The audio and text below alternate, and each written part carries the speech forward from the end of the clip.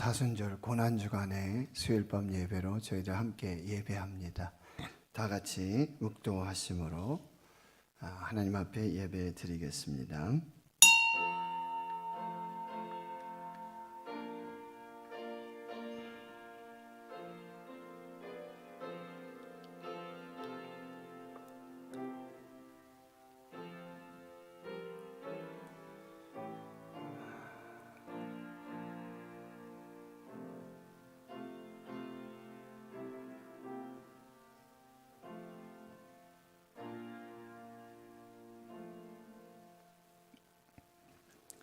하나님 아버지 감사합니다. 사순절을 지내며 생명의 공동체를 살리는 40일 우리가 교회입니다. 주님의 몸된 성전의 지체들, 하늘가족, 우리 대구신은의 모든 성도들이 마음을 같이 해서 금식하고 또 기도하며 예배하며 하나님 앞에 섭니다.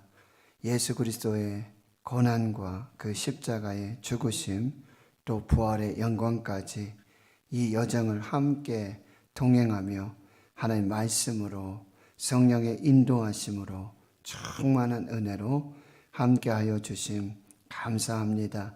이제 마지막 고난주간 한 주간을 지내고 있습니다. 우리에게 주셨던 기도의 사명들, 기도의 제목들 하나하나 하나님의 뜻 안에서 이루어지게 해 주시옵시고 더 큰 비전과 사명을 붙들고 이제 부활의 증인으로 살아가는 그 귀한 헌신과 결단이 있도록 주님 함께 해 주시옵소서. 만물을 창조하신 하나님 아버지, 때를 따라 변화되어지고 꽃이 피고 잎이 나고 싹이 나는 그런 만물의 생명의 역사를 보며 그 자리를 묵묵히 지키고 추운 겨울을 이기고 하나님의 때에 하나님의 생명으로 하나님의 창조의 역사를 찬양하고 드러내는 그 만물들을 통해서 하나님 우리의 삶에도 우리의 자리에서 그 심겨진 곳에서 뿌려진 곳에서 꽃을 피우고 열매 맺는 복된 삶으로 인도하여 주시옵소서. 오늘 예배 가운데 함께 해주시고 말씀하여 주시고 마무리할 때까지 주의 성령으로 인도해 주옵소서. 모든 것 감사드리옵고 예수님의 이름으로 기도하옵나이다. 아멘. 찬송가 407장입니다.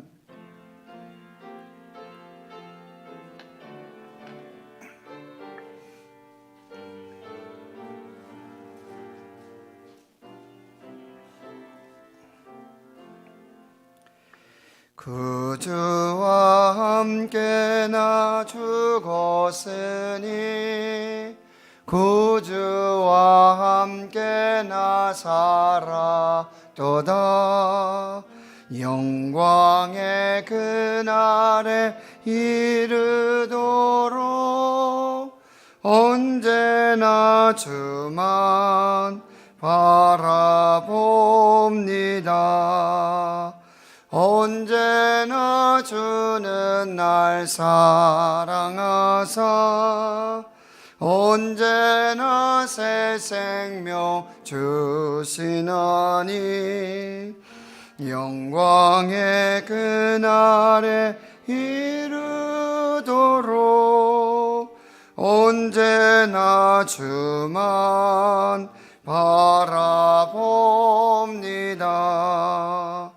맘속에 시험을 받을 때와 무서운 근심이 있을 때에 주께서 그때도 같이 하사 언제나 나를 도와주시네. 언제나 주는 날 사랑하사 언제나 새 생명 주시나니 영광의 그날에 이르도록 언제나 주만 바라봅니다.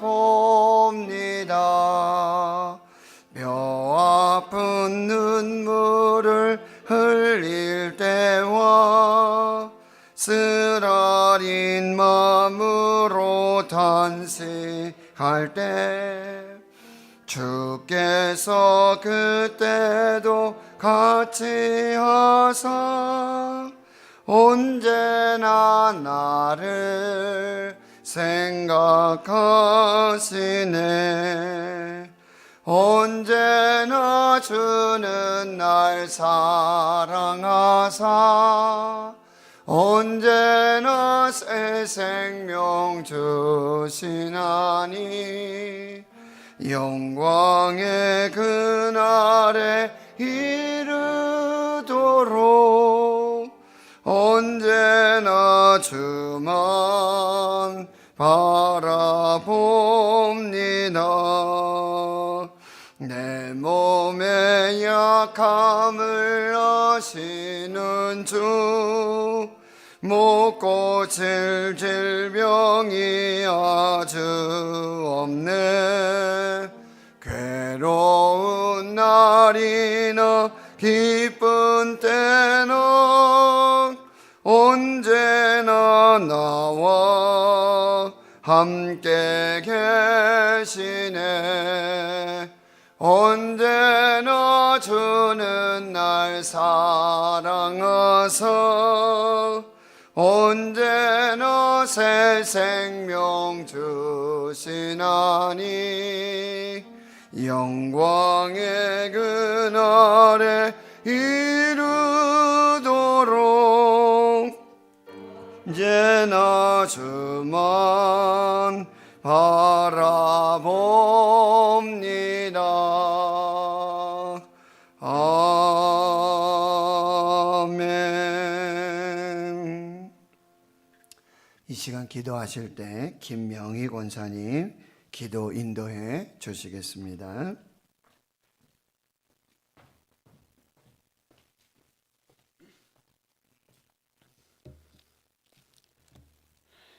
다 같이 기도드리겠습니다.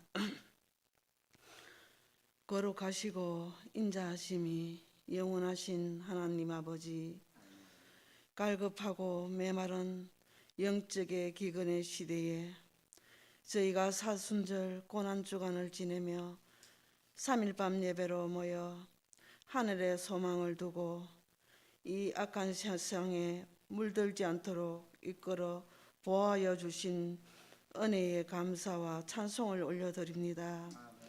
우리가 아직 죄인 되었을 때에 그리스도께서 우리를 위하여 죽으심으로 하나님께서 우리에 대한 자기의 사랑을 확정하셨는데 저희가 마음을 다하고 목숨을 다하고 뜻과 힘을 다하여 하나님을 사랑하지 못한 죄와 허물을 자복하오니 하나님의 인자하심과 긍휼하심으로 용서하시고 빛의 사자들로 살아가게 하옵소서.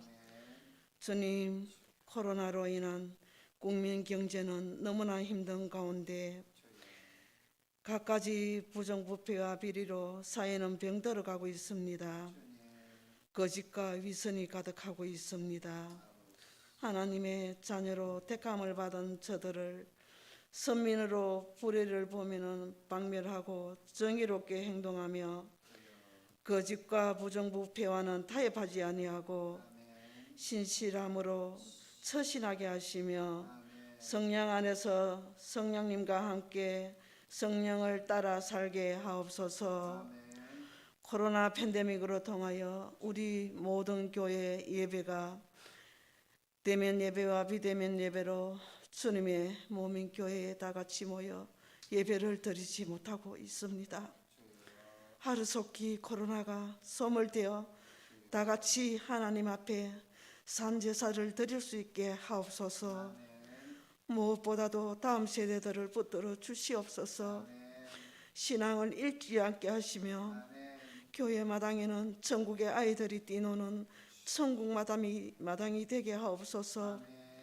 가정에서 비대면으로 예배를 드릴 때 성령님께서 함께 하셔서 아이들 마음에 말씀으로 심겨져서 더욱더 예수님을 사랑하는 마음이 생겨 말씀을 떠나서는 살 수 없음을 깨닫게 하옵소서. 학교에서나 세상 속에서 생활하는 가운데 먼저 기도로 무장하여 승리케 하여 주실 줄 믿사옵고 이제 말씀을 듣고자 합니다. 우리의 마음과 귀를 열어 주의 음성을 듣게 하시고 신실하신 주의 음성을 듣고 회복되는 역사가 있게 하옵소서. 말씀 전하실 담임 목사님께 능력 위에 능력을 다하여 주시옵소서. 예수님 이름으로 기도드립니다. 아멘.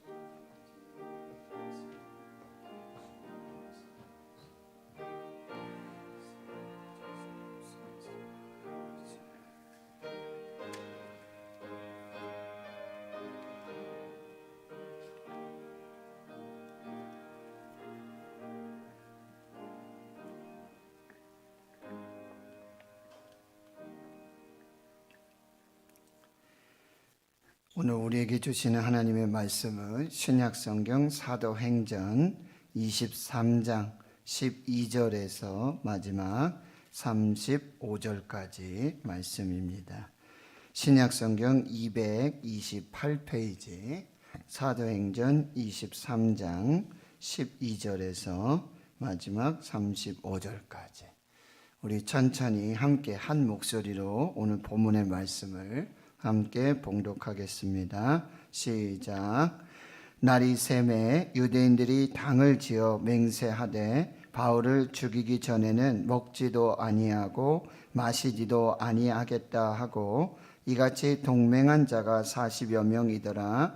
대제사장들과 장로들에게 가서 말하되 우리가 바울을 죽이기 전에는 아무것도 먹지 않기로 굳게 맹세하였으니 이제 너희는 그의 사실을 더 자세히 물어보려는 척하면서 공회와 함께 천부장에게 청하여 바울을 너희에게로 데리고 내려오게 하라.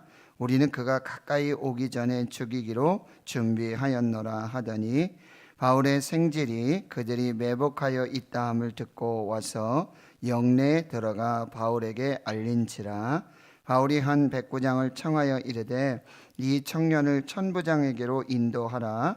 그에게 무슨 할 말이 있다 하니 천부장에게로 데리고 가서 이르되 죄수 바울이 나를 불러 이 청년이 당신께 할 말이 있다 하여 데리고 가기를 청하더이다 하매 천부장이 그의 손을 잡고 물러가서 조용히 묻되 내게 할 말이 무엇이냐 대답하되 유대인들이 공모하기를 그들이 바울에 대하여 더 자세한 것을 묻기 위함이라 하고 내일 그를 데리고 공회로 내려오기를 당신께 청하자 하였으니 당신은 그들의 청함을 따르지 마옵소서. 그들 중에서 바울을 죽이기 전에는 먹지도 않고 마시지도 않기로 맹세한 자 40여 명이 그를 죽이려고 숨어서 지금 다 준비하고 당신의 허락만 기다리나이다 하니 이에 천부장이 청년을 보내며 경계하되 이 일을 내게 알렸다고 아무에게도 이르지 말라 하고 백부장 둘을 불러 이르되 밤 제3시에 가이사라까지 갈 보병 200명과 기병 70명과 창병 200명을 준비하라 하고 또 바울을 태워 총독 벨릭스에게로 무사히 보내기 위하여 짐승을 준비하라 명하며 또 이 아래와 같이 편지하니 일렀으되 글라우디오 루시아는 총독 벨릭스 가깝게 문안하나이다. 이 사람이 유대인들에게 잡혀 죽게 된 것을 내가 로마 사람인 줄 들어 알고 군대를 거느리고 가서 구원하여다가 유대인들이 무슨 일로 그를 고발하는지 알고자 하여 그들의 공회로 데리고 내려갔더니 고발하는 것이 그들의 율법 문제에 관한 것뿐이요 한 가지도 죽이거나 결박할 사유가 없음을 발견하였나이다. 그러나 이 사람을 해하려는 간계가 있다고 누가 내게 알려주기로 곧 당신께로 보내며 또 고발하는 사람들도 당신 앞에서 그에 대하여 말하라 하였나이다 하였더라. 보병이 명을 받은 대로 밤에 바울을 데리고 안디바드리에 이르러 이튿날 기병으로 바울을 호송하게 하고 영내로 돌아가니라. 그들이 가이사랴에 들어가서 편지를 총독에게 드리고 바울을 그 앞에 세우니 총독이 읽고 바울더러 어느 영지 사람이냐 물어 길리기아 사람인 줄 알고 이르되 너를 고발하는 사람들이 오거든 내 말을 들으리라 하고 헤롯 공에 그를 지키라 명하니라. 아멘. 사순절을 지내고 있고요. 또 고난주간, 우리 한 주간 또 새벽을 깨우면서 현장에서 대면하여 예배 드리고 또 가정에서 처소에서 온라인으로 실시간으로 함께 예배하고 있습니다. 생명의 공동체를 살리는 40일 우리가 교회입니다. 하나님 주의 성도들과 연합해서 금식하며 또 기도하고 오늘도 보면요. 주중에도 보면 아침에도 또 점심에도 저녁에도 밤에도 수시로 주의 성도들이 성전을 지키며 기도하는 모습들. 지금 기도할 때입니다.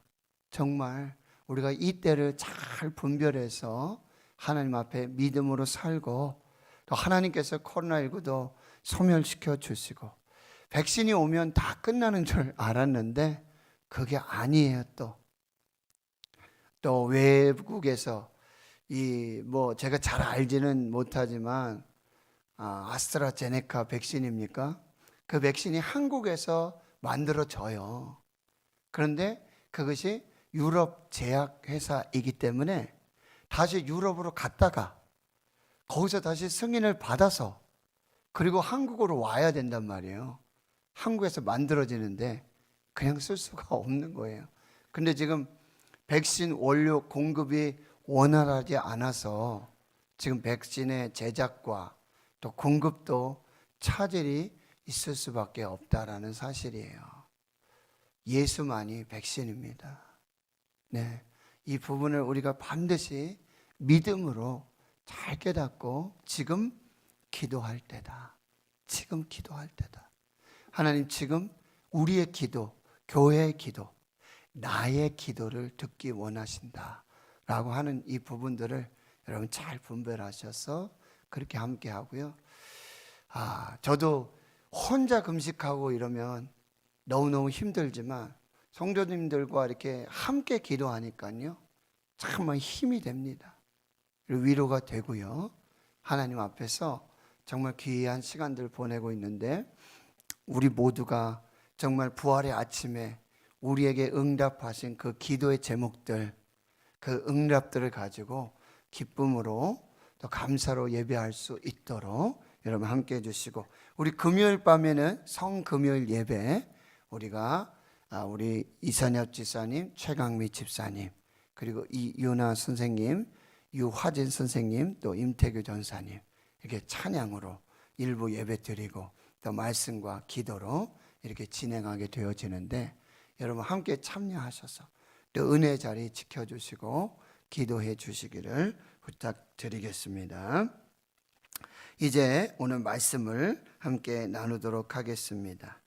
사도 바울은 이제 제3차 전도 선교 여행을 마치고 예루살렘에 도착하였는데 그곳에서 유대인들에 의해서 붙잡히게 되어집니다.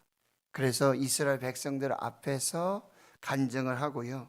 또 사내들인 공회 앞에서 죽은 자의 소망, 부활에 대하여 증언하는 간증들을 하게 되어집니다.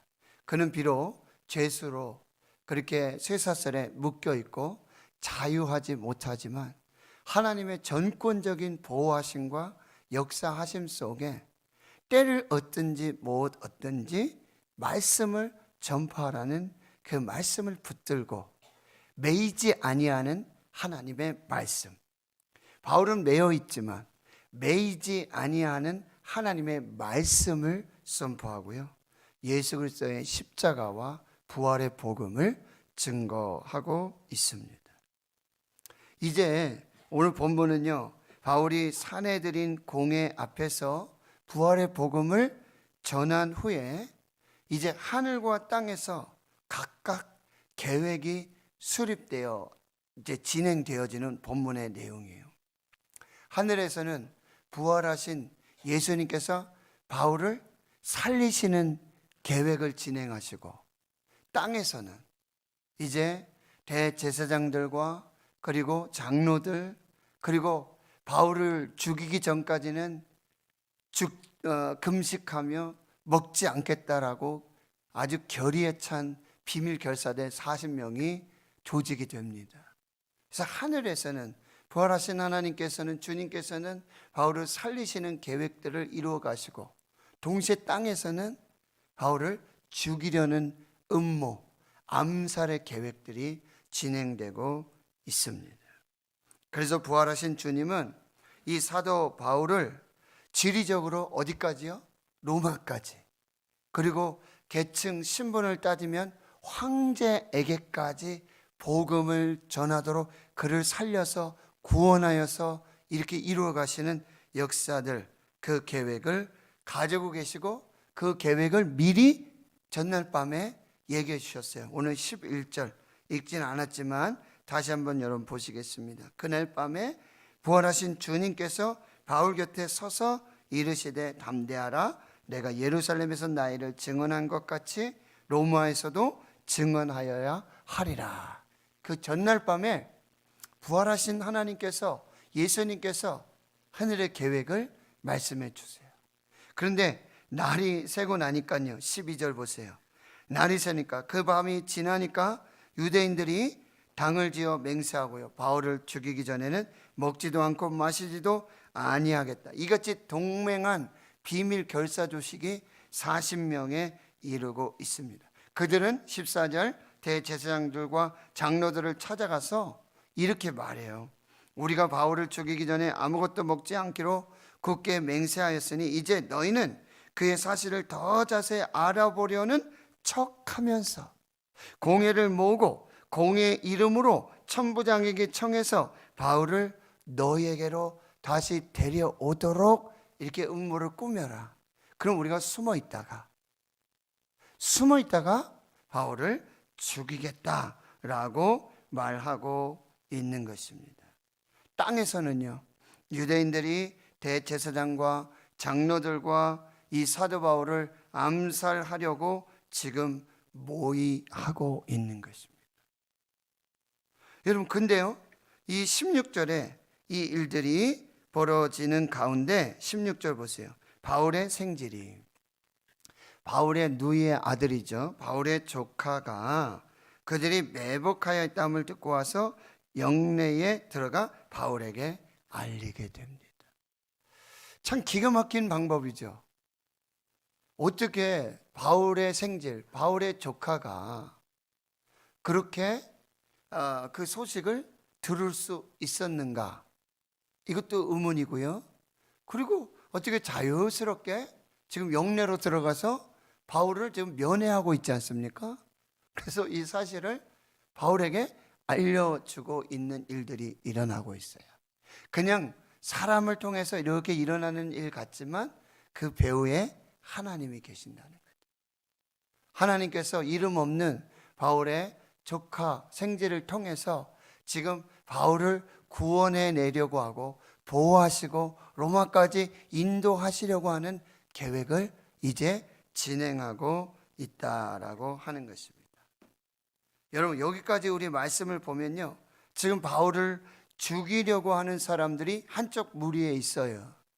바울을 사이에 두고 마치 예수님이 십자가에 못 박아 죽임당하는 그 사건과 아주 유사합니다.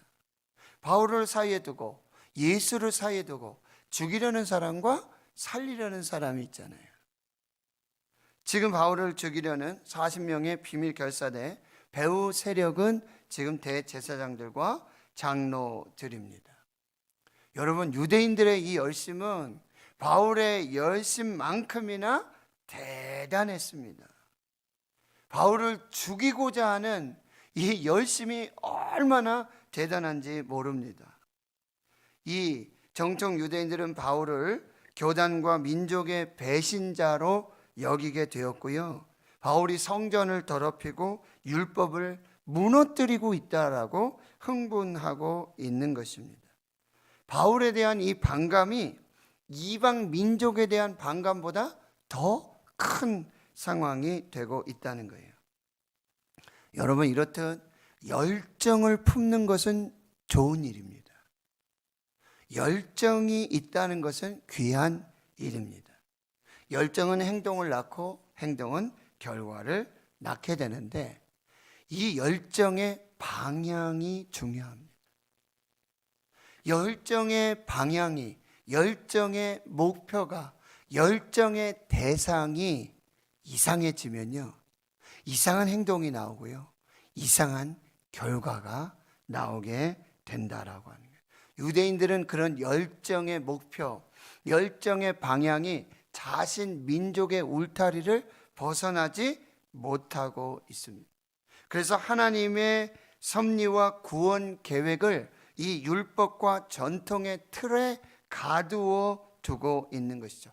잘못된 선민 의식 때문에 결국 그들은 이전에 하나님의 아들 예수 그리스도를 십자가에 못 박아 죽였고, 그리고 이제 예수님을 따르는, 예수님의 길을 따르는 사도들, 이 바울을 똑같은 방법으로 죽이려고 지금 모의하고 있다라고 하는 것입니다. 하나님 성도 여러분, 열정이 중요해요. 그러나 열정의 방향, 열정의 목표가 더 중요하다라고 하는 것이죠. 그런 중에 오늘 이제 16절에서 21절까지 보면 이 비밀결사대의 매복 작전, 그리고 배후 세력들, 대제사장들과 장로들의 계획을 지금 바울의 생질, 조카가 듣고는 영내로 들어가서 바울에게 알리게 되어집니다. 바울이 그 이야기를 듣고는 이제 백부장을 부르고요, 또 백부장에게, 천부장에게 이 청년을 데리고 가라고, 천부장이 할 말이 있다라고, 이렇게 일이 진행되고 있어요. 지금 영내 밖에서는 바울을 죽이려는 음모가 계획되어져 있고, 영내 안에서는 지금 바울을 살리려는 그런 계획이 드러나고 있는데, 하나님이 바울의 위기 속에 개입하시기 시작하시는 것입니다. 하나님은 무명의 바울의 생지를 통해서 바울을 지금 구원해 내려고 하는 은밀한 계획과 그 도움을 시작하고 계시는 거예요. 백부장에게 알리고 천부장에게 알리게 되어져요. 결과적으로 보면요, 악을 도모하는 이런 헛된 열심, 헛된 열정은 결국 무너지고 실패하게 된다라고 하는 것입니다. 여러분, 이제 22절부터 이제 보시면은요, 천부장이 이 청년의 얘기, 바울의 생질의 얘기를 다 듣고는 이렇게 경계하며 보냅니다. 내게 알렸다고 아무에게도 이르지 말라라고 청년을 돌려보내고는요, 23절에 백부장 2명을 불러서 밤 제3시에 지금 이제 가이사라까지 갈 보병 200명, 그리고 기병 70명, 창병 200명, 모두 몇 명입니까? 모두 몇 명인가요? 470명. 지금 바울을 죽이려는 사람은 40명. 근데 바울을 지금 살리려고 하나님께서 개입해서 세워주신 사람은 470명. 하나님은 지금 이렇게 역사하고 있다는 거예요. 천부장은 어떤 개념이냐면 1000명의 병사를 거느릴 수 있는 권한이 있는 사람이에요. 자기 휘하에 1000명의 권한이 있어요. 근데 여러분, 절반을 지금 바울을 호송해서 바울을 구출해내고 바울을 보호하기 위해서 자신의 병력 지금 470명을 동원하고 있는 것입니다. 여러분, 예수님께서 겟세마네 동산에 기도하시고 붙잡히실 때에 병사들이 칼과 뭉치를 가지고 왔잖아요. 그러니까 베드로가 칼을 들어서 대제사장 종 말고의 귀를 자르죠. 그런데 예수님 뭐라 그랬어요? 내가 지금 12군단, 12영, 한 군단이 몇 명? 6,000명이에요. 12군단이면 7만 2,000명. 내가 하나님의 군대를 동원할 수 있지 없을 수 있겠느냐라고 하시는 거죠. 그럼에도 예수님은 이제 십자가에 못 박혀 죽으시기 위해 하나님의 뜻을 이루시기 위해 붙잡혀 가시지만 지금 하나님께서 여러분 여기 보세요. 이방인, 천부장, 백부장을 동원해 가지고 지금 바울을 보호하시고 구원해내시고 인도하시는 이 바울 구출 작전을 시작하고 있는 거예요. 영화 라이언 일병 구하기 아시죠, 여러분? 라이언 가문이 있는데 아들이 넷이 있는데 전쟁을 하는데 아들 셋이 다 죽어요. 근데 참 미국이라는 나라가 대단하지 않습니까? 그것을 알고는 막내 아들, 넷째 아들마저 죽으면 그 가문을 이을 수가 없게 되는 거잖아요. 그러니까 그 막내 라이언 그 일병을 구출하기 위해서 전투를 가장 그 2차 대전 그 긴급한 그런 전투 상황 속에서도 오히려 반대로 이 라이언 일병을 구출하는 구출 작전이 진행되잖아요. 그런데 그 라이언 일병을 구하기까지요 아주 유능한 그런 군인들이 다 죽게 돼요. 결국 그들의 희생으로 라이언 일병이 구출을 받는 그런 영화를 여러분이 기억하시게 되는데요. 지금 하나님은요 이렇게 역사하시기 시작한다라고요. 존 벨러벨이라고 하는 분은요 인간의 한계 상황에 이르면 그때 하나님의 구원의 기회가 시작된다라고. 지금 사람의 방법으로는 지금 바울을 구해낼 수 있는 방법이 없어요. 하나님이 개입하십니다. 그래서 지금 역사하시는 그 은혜가 시작되고 있다는 거예요. 여러분 이제 25절부터 보시면은요 이제 25절에 보니까 거기에 덧붙여서 지금 무슨 일을 준비하고 있냐면 편지를 쓰고 있습니다. 26절에 글라우디오 루시아 천부장입니다. 그리고 총독 벨릭스. 이 공문 아주 공식 문서 이 편지를 가리키고 있는 것입니다. 천부장 글라우디오 루시아가 총독 벨릭스에게 지금 이 사건의 내막을 공식 문서로 편지로 써서 지금 보내고 있는 거예요. 발신자와 수신자 이름이 분명하게 언급되고 있는데요. 그 편지가 여러분 27절부터 내용이 이래요.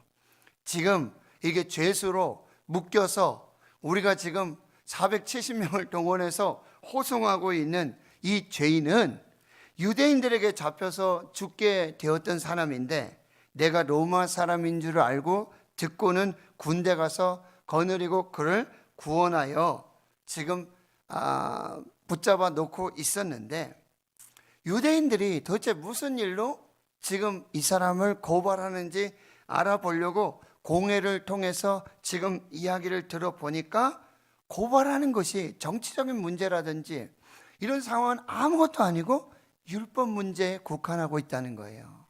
자기들 종교 문제를 가지고 이렇게 싸우고 있어서 죽이거나 결박할 사유가 없었음을 발견하게 됐다는 거예요. 그런데 30절 보세요. 그런데 이 사람을 해하려고 하는 관계가 있었고 누가 그걸 나에게 알려주었기 때문에 내가 당신에게 보내게 됐다라고 하는 거예요. 이제 당신에게 고발하는 사람들도 가게 될 것인데 그때 상황을 보셔서 이 일을 처리하시면 되겠습니다 라고 하는 내용이죠. 여러분 참 기가 막힌 편지의 내용이라는 거예요. 지금 오히려 유대인들의 고소, 고발, 음모를 정확하게 파악하고 있는 그 편지를 쓰고 있다라고 하는 거예요. 죄인으로 지금 압송되고 있는 바울의 무죄의 근거가 오히려 이 편지 속에 적나라하게 드러나고 있다라고 하는 것입니다. 여러분 어떤 관점으로 보느냐에 따라서 이렇게 달라지는 거예요. 유대인들의 관점에 보면 바울은 반드시 죽일 사람이죠. 비밀 결사대 조직해서 금식하면서 반드시 죽여야 될 사람이에요. 그런데 하나님의 눈에 보고, 그리고 이방인 로마인의 눈으로 봤을 때는 그는 아무런 죄가 없었던 사람이라고 한다는 것입니다. 결과적으로 지금 이 편지는 무엇을 증명하고 있어요? 지금 묶여가지고 압송돼가지고 끌려가는 바울의 죄가 있는 것이 아니라 바울을 고소한 자들의 죄를 적나라하게 드러내고 있다는 거예요. 유대인들이 지금 율법 문제로 지금 바울을 죽이려고 하는 이 음모를 아무리 포장하고 그 비밀로 이 일을 진행한다라고 할지라도 이 바울을 모함한 그들의 불법, 이것을 적나라하게 드러나게 하신다는 거예요. 진실은요, 끝에 가면 다 드러나도록 되어 있습니다. 하나님 앞에서 거짓은 없습니다. 이것이 하나님의 방법이라고 한다는 것입니다. 자, 그래서 오늘 31절부터 35절까지 이제 바울의 호송 작전이 한밤중에 은밀하게 진행이 되는 것입니다. 밤에 바울을 데리고 안디바데리, 여기는 제1차 목적지가 되는데요, 이곳은 예루살렘에서 56km 정도 떨어진 거리예요. 그리고 이제 총독 벨리스가 있는 이제 가이사라까지 40km나 더 가야 되는데요, 지금 하나님은 로마 군대의 공권력을 동원하셔가지고 어디까지요? 로마까지 가는 그 길에 하나님은 로마 군대를 동원하십니다. 로마의 공권력을 이용하십니다. 그래서 바울을 어디까지요? 로마까지. 그렇게 인도하시는 놀라운 역사를 이루어 가고 계신다라고 하는 거예요. 천부장 글라우디오 루시아의 편지를 받은 총독 벨릭스는 이제 헤롯 궁에 바울을 가택연금 시키면서 이제 다음 재판을 위한 준비를 하게 되어진다는 것입니다. 자, 오늘 본문에서 몇 가지 교훈을 살펴보겠어요. 첫째는 진리가 없는 종교는 폭력과 살인을 도모한다라고 하는 것입니다. 진리가 없는 종교, 진리이신 예수를 믿지 않는 종교, 하나님을 믿지 않는 종교는 폭력이 되고요, 사람을 죽이는 도구로도 종교가 사용될 수 있다는 거예요. 이슬람 보세요. 성전이라고 하고 테러하고 보복 전쟁을 일으키지 않습니까? 진리가 없는 종교, 진리가 사라진 종교, 하나님을 믿지만 참 하나님을 믿지 않는 종교는 이렇게 폭력이 되고요, 살인의 종교가 될 수 있다는 거예요. 오직 하나님의 아들 되신 예수 그리스도, 그를 진리로 믿고 그를 최고의 선으로 삼는 그런 종교만이 생명이 있다라고 하는 것입니다. 두 번째는요, 악으로는 절대로 선을 이룰 수가 없습니다. 악으로는 절대 선을 이룰 수가 없습니다. 이것이 진리입니다. 세 번째, 하나님의 계획 앞에 악한 계략은 절대로 성립할 수가 없습니다. 하나님은 악한 음모를 다 파해 없애신다는 거예요. 그 과정 중에 신비하고 놀라운 하나님의 개입의 구원의 역사를 경험하게 된다라고 하는 거예요. 여러분, 악한 계획은 절대로 하나님의 계획을 이길 수가 없습니다. 시편 33편 10절 11절, 여호와께서 나라들의 계획을 폐하시며 민족들의 사상을 무효하게 하시도다. 여호와의 계획은 영원히 서고 그의 생각은 대대에 이르로다. 시편 2편의 말씀은 어찌하여 군왕들이 여호와와 그의 기름 부으신 메시아를 대적하고 일어나느냐고 말씀하고 있는 거예요. 하나님의 계략 앞에, 하나님의 계획 앞에 악한 사탄의 계획은 절대 성립될 수가 없는 것입니다. 네 번째요, 바울처럼 주님의 사명을 감당할 때, 주님의 사명을 감당할 때 고난과 역경을 겪을 수 있습니다. 주님을 사명 감당으로 한다고 해서 다 시온의 대로가 열리고 평탄 대로가 열리는 것이 아니에요.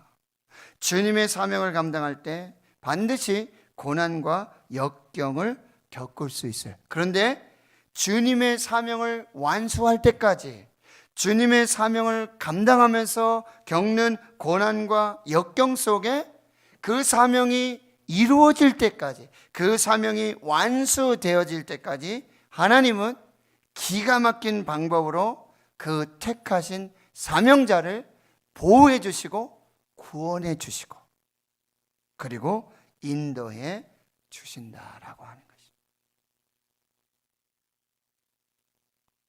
한 선교사님이 아프리카에서 선교를 하는데 960km, 자기 선교 본부에서 960km 떨어진 그곳에서 선교를 하시고 다시 본부로 지나가는 길인데 한밤중에 불도 없죠. 아무것도 없죠. 그런데요, 거기 뭐 강도나 막 야생동물이나 막 이런 게 얼마든지 출현할 수 있네. 그런데 자동차가 고장이 났어요. 가지를 않아요. 두렵고 떨리는 마음으로 열어서 본네트 열어봤지만 뭐 어떻게 방법이 없죠. 자기가 전문가가 아닌데. 그런데 갑자기 불쑥 현지인이라고 하면서 한 남자가 나타나더니 이렇게 살펴보더니 이건 전기 문제입니다 하면서 자기가 고쳐볼 수 있겠다는 거예요. 근데 미심쩍죠. 이 사람이 언제 강도로 변할 수도 있고 자기 혼자 와서 안심시켜 놓고 주위에는 지금 막 떼강도들이 있을 수 있거든요. 선교사들이 표적이 되거든요. 그럼에도 뭐 방법이 없으니까. 근데 이 사람이 본네트를 열고 뭐 이렇게 찾아서 전선을 연결하고 시동을 걸어보라고. 시동을 거니 시동이 걸리는 거예요. 그 너무너무 고마워서 이거 어떻게 하면 좋겠냐 그랬더니 그 사람이 $2만 달라고 그러더래요. $2. 그래서 $2를 주고, 참 그거보다도 너무 귀하죠. 그리고는 무사히 운전을 해서 이제 본부로 돌아왔는데 그 다음날 피곤한 중인데 미국에서 중보기도자한테 전화가 온 거예요. 선교사님, 혹시 어제 뭔 일 있었습니까? 예, 사실은 제가 전도 선교하고 돌아오는 그 길에 그런 어려움을 당했었습니다. 그런데 갑자기 현지인이라고 하고 와가지고는 전설을 만지고 자동차를 고쳐주어서 제가 무사하게 돌아올 수 있었습니다. 자기가 새벽에 기도를 하는데 성령께서 감동을 주시면서 그 선교사를 위해서 기도하라고 하고 자동차에 대해서 기도하라고 얘기를 하죠. 성령께서 그 선교사님을 생각나게 해주시고 자동차, 이 딱 자동차 하나만 떠오르게 하시고 그 기도를 하나님께 드렸다는 거예요. 선교사님이 완전히 소름이 돋아가지고 이것이 하나님의 역사구나. 이게 사명자를 사랑하시고 보호하시고 인도하시는 하나님의 역사로. 하나님께서는요, 사명자들이 사명을 감당하는 그 길에 고난과 역경을 주세요. 그런데 반드시 그 사명자들이 사명을 완수할 때까지 하나님이 함께 하십니다. 하나님이 도와주십니다. 하나님이 보호하시고 하나님이 인도해 주십니다. 여러분 기억하세요. 우리 모두 사명자인데요, 우리를 지켜줄 사람은 사람이 아니에요. 우리를 지켜줄 사람은 보험도 아니에요. 재물도 아니고 건강도 아니에요. 우리를 진짜로 지켜주시고 보호해 주시고 인도해 주실 분은 오직 하나님밖에 없는 줄 믿습니다. 그래서 시편 73편 25절 26절에 하늘에서는 주 외에 누가 내게 있으리요 땅에서는 주밖에 내가 사모할 리 없나이다. 하늘에서도 주님밖에 없고 땅에서도 주밖에 나의 도움이 없다라고 고백하고 있는 거예요. 여러분, 이 고백이 저와 여러분의 고백이 되기를 축원합니다. 그런데 우리에게는 우리 주위에 우리의 도움이 되는 사람이 너무 많잖아요. 부모도 되기도 하고 아내가 되기도 하고 남편이 되기도 하고 내가 조금만 도움을 이렇게 요청하면 도움을 받을 사람들이 사실 많아요. 재물도 있고 뭐. 그런데 그것은 진짜 도움이 아니라는 거예요. 그 도움은 한계가 있다는 거예요. 그러나 진정한 완전한 도움이시요 피난처가 되시고 구원자가 되시는 분은 하늘에서도 하나님, 땅에서도 하나님이신 줄 믿습니다. 이게 영원한 구원이고 영원한 생명이고 영원한 보호가 된다라고 하는 것입니다. 하나님은요, 이렇게 은밀하면서도 아주 가장 적절한 시간, 가장 적절한 타이밍에 가장 안전한 방법으로 지금 바울을 구해내고 있는 것입니다. 사랑하는 성도 여러분, 하나님은 지금도 우리와 함께 하시는 줄 믿습니다. 지금도 우리를 도우시는 줄 믿습니다. 지금도 우리를 보호하시는 줄 믿습니다. 지금도 우리를 구원하여 주시는 줄 믿습니다. 이 믿음으로 여러분 나아가시길 바라고요. 다섯 번째, 우리는 하늘나라 천국 시민권자라는 것을 반드시 기억하세요. 지금 계속해서 반복되는 이 바울이 어떤 표면적인 이 도움을 받고 지금 이 구원을 받는 과정 속에서 그의 신분이 누구라는 거죠? 로마 시민권자라는 거예요. 그의 시민이 로마 시민권자라는 이 이유 때문에 이제 이렇게 구원과 보호와 이런 어떤 인도가 표면적인 일들로 드러나고 있지만, 사랑하는 성도 여러분, 저와 여러분은, 바울은 천국 시민권자입니다.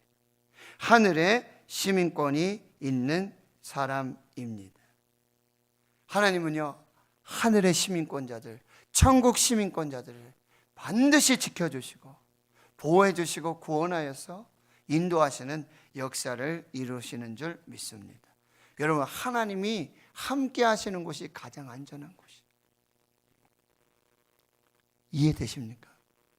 하나님이 함께 하시는 곳이, 그게 어떤 상황이든지 어떤 장소든지 그곳에 하나님이 함께 하시면 가장 안전한 장소예요.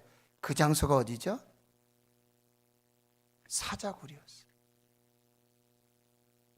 다니엘이 들어갔던 사자굴이었어요. 근데 그 사자굴에 하나님이 함께 계시니 가장 안전한 장소. 풀무불이 가장 안전한 장소가 됐어요. 거기 하나님의 천사가 함께 하시니 풀무불이 가장 안전한 장소가 돼요. 그리시나가 까마귀들, 물이 다 마르고 엘리야에게는 하나님이 함께 하시는 그곳이 가장 안전한 장소가 됐어요. 다윗은요, 사망의 음침한 골짜기, 광야에서 하루살이 인생을 살아요. 그러나 거기 하나님이 함께 하시니 가장 안전한 장소가 되었던 것이죠.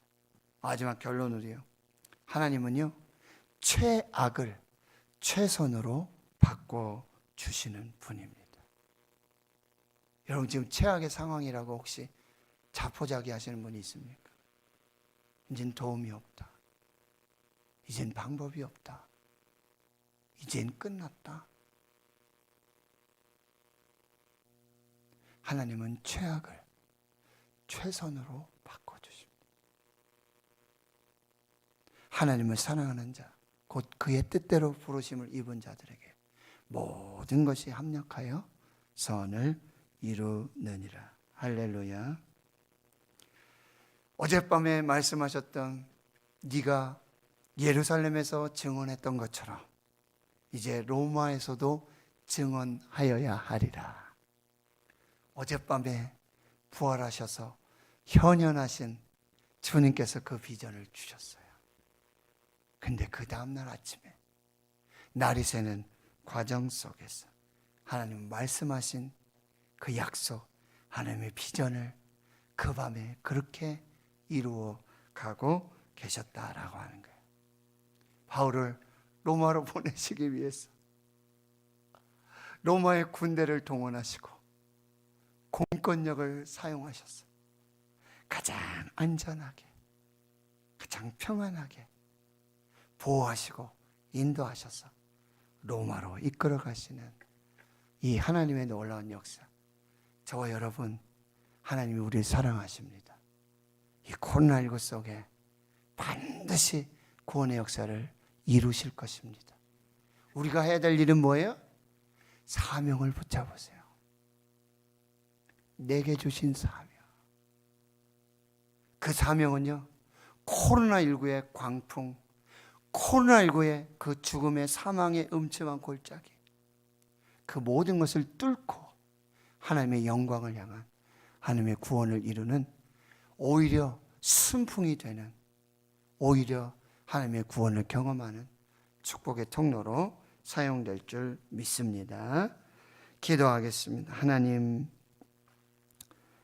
어젯밤에 부활하신 주님께서 바울 곁에 서셔서 담대하라, 내가 예루살렘에서 증언했던 것처럼 로마에서도 증언하여야 하리라. 그 밤에 하늘의 계획이 선포되고 다음날 땅에서는 바울을 죽이려고 하는 그 음모와 계략이 진행되어지지만 하나님 직접 개입하시고 하나님의 사람들을 사용해 주셨어. 바울의 생질, 또 이방인인 천부장을 사용하셨어. 이제 로마의 군대를 움직이시고 공권력을 사용하셨어. 구원하여 내시고 보호하시고 로마까지 인도하시는 그 여정을 시작하십니다. 하나님, 코로나19 속에 한국교회와 우리 대구 신흥교회 주의 성도들, 하나님 주신 비전과 사명을 붙들고 나아갈 때 이 코로나19 광풍, 이 암흑, 사망의 음침한 골짜기 반드시 이기고 승리하는 역사가 있게 해 주옵소서. 감사드리옵고 예수님의 이름으로 기도하옵나이다. 아멘. 393장 우리 찬송하고요, 오늘 말씀을 기억하시며 함께 기도해 주시고, 특별히 우리 교회학교 다음 세대 우리 자녀들을 위해서 중보하시면서 그렇게 돌아가시도록 하겠습니다.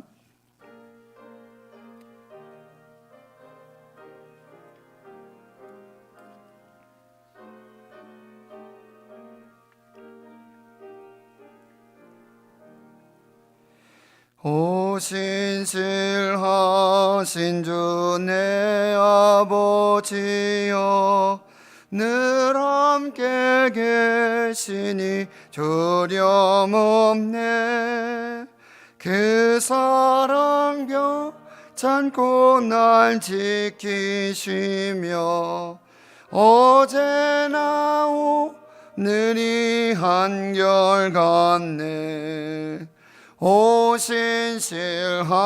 주, 오신실하신 주, 날마다 자비를 베푸시며 일용할 모든 것 내려주시니 오신실하신 주, 나의 구주. 봄철과 또 여름, 가을과 겨울, 해와 달 별들도 다 주의 것. 만물이 주 영광 드러내도다. 신실한 주 사랑 나타내네. 오신실하신 주, 오신실하신 주, 날마다 자비를 베푸시며 일용할 목 내려주시니 오신 하신 주 나의 구주 내 죄를 사하여 아니하시고 주 친히 오셔서 인도하네 오늘을 힘내고 내일의 소망 주만이 목을 내리시네 오신실하신 주 오신실하신 주 날마다 자비를 베푸시며 일용할 모든 것 내려주시니 오신실하신 주 나의 구주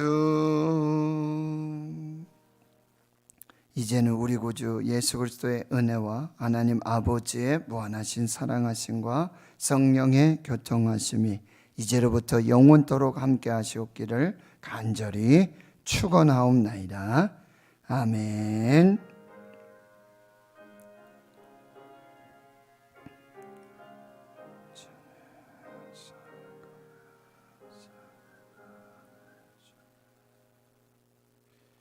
우리 함께 기도하시면서 자유롭게 돌아가시겠습니다.